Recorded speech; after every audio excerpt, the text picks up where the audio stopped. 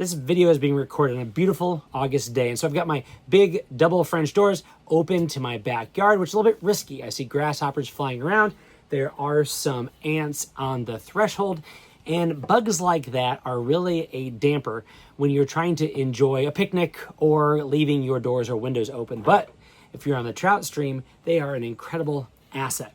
The book that I'm talking about today gives a great education on the development of patterns that came to imitate these insects and how you could fish them. We're talking about terrestrials today on Casting Across.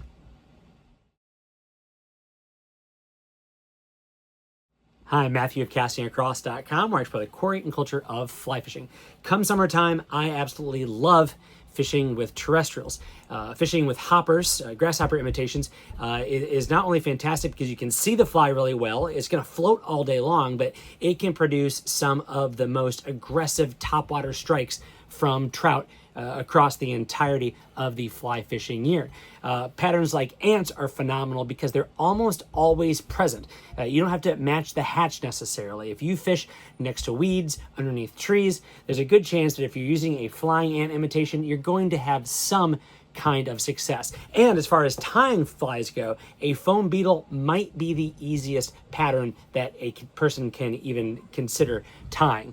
And it's, I think, maybe the first fly pattern I actually tied with any sort of success, but a chimpanzee could do it, so there's not much to say about that. But we're getting ahead of ourselves. The book that we're talking about today is Terrestrial Fishing by Ed Koch. This is a Stackpole book. It came out in 1990.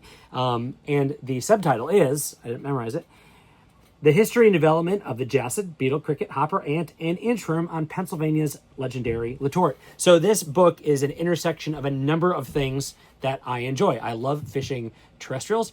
I love fishing South Central Pennsylvania, particularly the Letort, and I know the Koch family. And so this is a wonderful book that I've had for a number of years, and it was just a wonderful addition to my library for the reasons that subtitle points out, because what this book does is it goes into detail on how specific patterns, particularly Letort Cricket, Letort Hopper, a Jacid pattern, were developed. You can find these stories in books by other South Central PA authors like Vincent Marinero, Charles Fox, Ed Schenck, but here Ed Koch puts them all in one tidy little package. And as is the case with so many books like this from that era, from that location, it's a readable book. It's not a fly tying book or a technique book that is just heavily laden with technical concepts and really just kind of logistical info.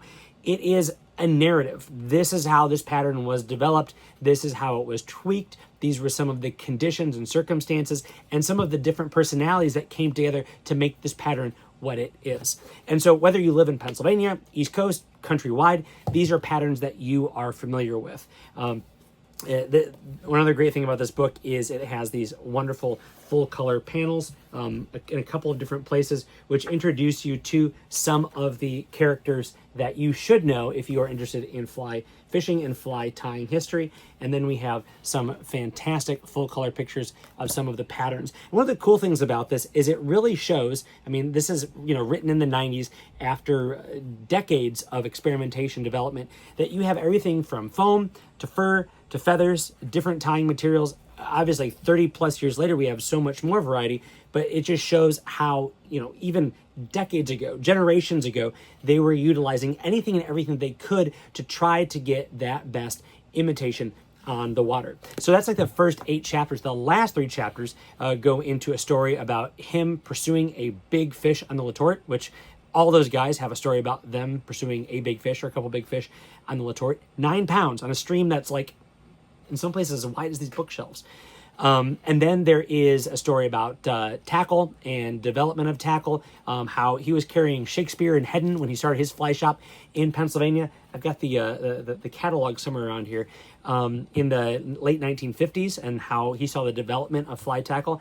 And then the very last chapter is longer, but it's a wide-ranging topic that talks about spring creeks, freestone streams. It talks about the development of fly fishing only areas in Pennsylvania, as well as some of the first Orvis schools outside of Vermont. So just all sorts of history, but done with a real personal flair. So again, this is a relatively short book. It comes in at just over 160 pages, but you can definitely read it cover to cover. And if you are a fan of terrestrials, if you are a fly tyer who likes to tie simple patterns but wants to know how they got the way they are, I absolutely recommend Terrestrial Fishing by Ed Koch.